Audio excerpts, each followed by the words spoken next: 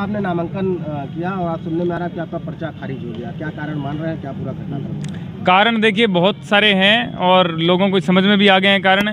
लोग कहने लग गए हैं वो चीज़ें और पहले भी कह ही रहे थे, लेकिन जो हमें कारण दिया गया ना, हम पूरा जोर लगा रहे थे। हमें अंदाज़ा था कि हमारा नॉमिनेशन नहीं लेंगे, ठीक है, लेकिन मैं घर से जब चला था मैंने ये चीज़ सोची नहीं थी। मैंने नामांकन लेने के बाद की प्रोसेस सोची थी, लेकिन यहाँ पे आने के बाद जो चीज़ें हुई उससे मुझे लगा नामांकन नहीं ही लेंगे। इतने ट्वीट, इतने मेल, इतने फ़ोन कॉल किए कि मुझे लगा कि 3 बजे के बाद में जो 27-26 लोगों का नामांकन कल हुआ है, 3 बजे के बाद में 26 लोगों का, वो मेरे मेल ट्वीट से हुआ है, ऐसा मुझे लगा था। लेकिन आज उसका पता चला कि वो क्यों हुआ। वो अगर नामांकन पहले हमारा ले लेते तो उसमें कुछ टाइम हमें मिल जाता, जिसमें वो कमी निकालते अगर छोटी सी भी, तो उसमें हमें टाइम मिल जाता, उसमें हम दे देते वो चीज़।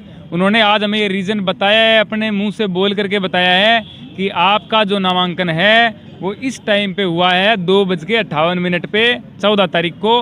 हमने आप में जो कमियां निकाली है उसके लिए आपके पास डॉक्यूमेंट देने का टाइम नहीं है, तो वो आपकी गलती है, हमारी डीएम की गलती नहीं है।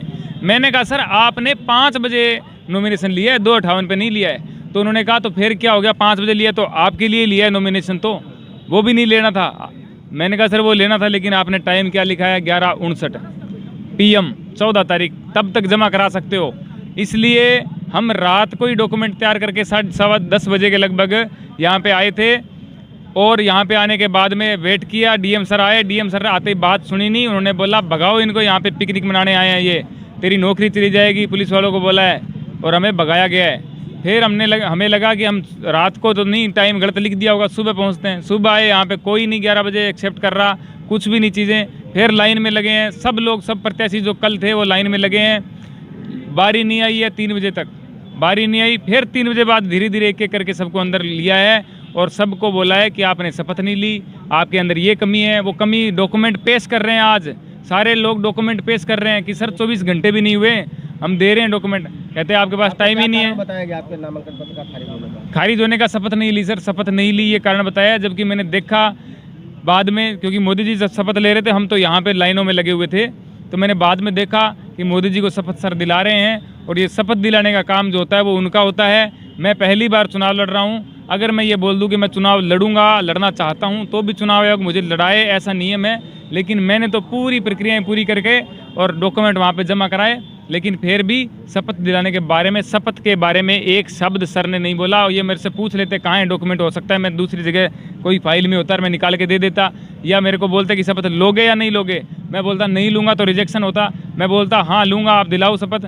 किसी को नहीं दिलाई है, सबकी आंखों के सामने हुआ है। 26 लोग जो बैठे हुए उनकी आंखों के सामने ये सब हुआ है और ये बहुत गलत हुआ है। लेकिन अच्छा इसलिए हुआ है कि लोगों का सपोर्ट मुझे दिखा। इतना सपोर्ट मैंने सोचा नहीं था जितना सपोर्ट मुझे मिला, तो कम से कम अच्छा इस बात का मुझे लग रहा है कि लोगों में इतनी तो जागरूकता है कि आज सोशल मीडिया पे जो हमारा सपोर्ट है वो बहुत ज़्यादा था। और दुख इस बात का है कि जो चीज़ हमें लगी थी कि ये हो रही है वो वाकई में सच है, और वो 15 दिन पहले ही सामने आ गया। एक मैं यूँ पेंसिल से पेंटिंग बनाने की कोशिश कर रहा था कि एक देश की इस टाइम की हालात की पेंटिंग बना के दिखाऊं। वो पेंटिंग जो है चुनाव आयोग ने प्रिंट करके दे दी है, बोले आप रहने दो बनाने को, ये ले जाओ, लगाओ, दिखाओ सबको, 4 दिन में काम हो गया आपका, निकलो इधर से। ये बात है। अब कहाँ पे किसको सपोर्ट करेंगे? आपने क्योंकि कल कहा था कि अगर चुनाव मैं करता हूँ तो ठीक है, नहीं अगर मेरा पर्चा खारिज होता है तो मैं यहाँ से जाने वाला नहीं हूँ। सर जाने वाला नहीं हूँ, मैंने ये बोला था जाने वाला नहीं हूँ। लेकिन जो चीज़ें हो रही है, मुझे हर कोई यहाँ का जो अच्छा बंदा है ना, मुझे आकर के बोल रहा है श्याम जी आप किसी को जगह मत बताओ, आप यहाँ से जो है ध्यान से जाओ, आप बाहर निकलो, ध्यान से निकलो, आप पे बहुत ज़्यादा थ्रेट हैं, आप संभल के रहो, ठीक है। और मेरे पास हर जगह से फ़ोन आ रहे हैं। जब नामांकन नहीं हुआ था उस टाइम आ रहे थे, नामांकन हुआ तब हमें हौसला हुआ कि चलो ठीक है अब कोई दिक्कत नहीं है। तो अब जो चीज़ है, मैंने तो ये भी कसम खाई थी कि गंगा मैया में डुबकी मैं तब लगाऊंगा जब मेरा नामांकन एक्सेप्ट हो जाएगा। अब तो एक्सेप्ट भी नहीं हुआ। लेकिन अब ये थोड़ी है कि माँ से नाराज़गी कब तक हो सकती है सर, माँ है गंगा मैया तो, और बेटे तो हम भी गोद लिए हुए हैं ही। मोदी जी अकेले थोड़ी हैं, कह के चले गए। लोकतंत्र तो जिंदा रखो यार।